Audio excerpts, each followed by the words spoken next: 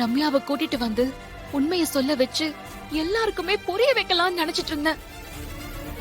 விஷாலும் அத்தையும் ஸ்ரீஜாவோட நோக்கத்தை புரிஞ்சுக்கிட்டு அவளை மண்டபத்தை விட்டே துரத்தி அனுப்பிடுவாங்கன்னு நினைச்சிட்டு இருந்தேன். ஆனா அதுக்குள்ள அந்த ஸ்ரீஜா எப்படியோ விஷயத்தை தெரிஞ்சுக்கிட்டு ரம்யாவை இப்படி கொலை பண்ணிட்டா. நான் ஸ்ரீஜாவை இத்தனை நாள் விஷால காதலிச்ச பொண்ணுன்னு மட்டும்தான் நினைச்சிட்டு இருந்தேன். ஆனா அவ பழி வாங்குற நோக்கத்தோட சதி பண்ணி விஷால ஏமாத்தி கல்யாணம் பண்ணி இந்த வீட்டுக்கு மருமகளா வர்றதுக்கு பிளான் பண்ணிருக்கா. அப்படித்தானே? ஆமா ராகவ், அதுதான் அவளோட பிளான். அப்போ மருமகளா எங்க வீட்டுக்கு வந்து எங்க அம்மாவை தூக்குல தொங்க விட்டு சாகடிக்கிற திட்டத்தோட இருக்கா. இப்படிப்பட்ட ஒரு பொண்ணு இன்னும் கொஞ்ச நேரத்துல என் தம்பிக்கு பொண்டாட்டி ஆக போறான். இந்த வீட்டுக்கு மருமகளா வர போறான். அதை கேட்டுட்டு நான் அமைதியா இருக்கணுமா இசை?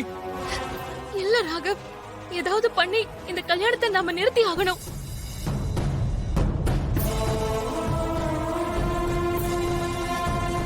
அதுக்கு ஒரே வழிதான் இருக்கு. என்ன வழி ராகவ்? என்னவா இருந்தாலும் சொல்லுங்க, நம்ம கண்டிப்பா செய்வோம். சீக்கிரம் சொல்லுங்க. நீங்க தான் மனப்பொண்ணு.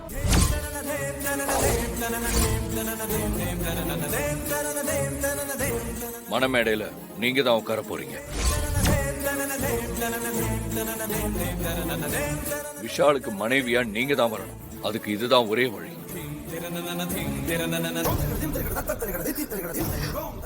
என்ன இசை பாக்குறீங்க? இந்த பாருங்க, நீங்க தான் எங்க வீட்டு மருமக. அத நான் முடிவு பண்ணியாச்சு. ஐயோ, நான் எப்படி ராகவ்? நான் சத்தியம் பண்ணி கொடுத்துட்டேன். என்னால எந்த விதமான பிரச்சனையும் வராதுன்னு.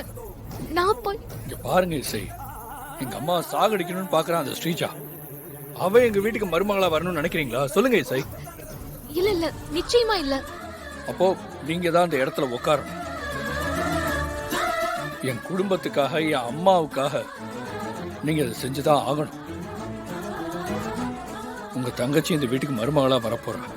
ஒரு கொலகாரி கூட அவன் இந்த வீட்டுல வாழணுமா? எல்லாத்தையும் யோசிங்க இசை. நமக்கு வேற வழியே இல்ல, டைமும் இல்ல.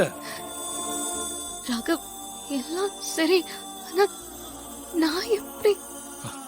சரி, எப்படின்னு மட்டும் யோசிப்போம். ஆமாக்கா, ராகவ் சொல்றது 100% கரெக்ட்.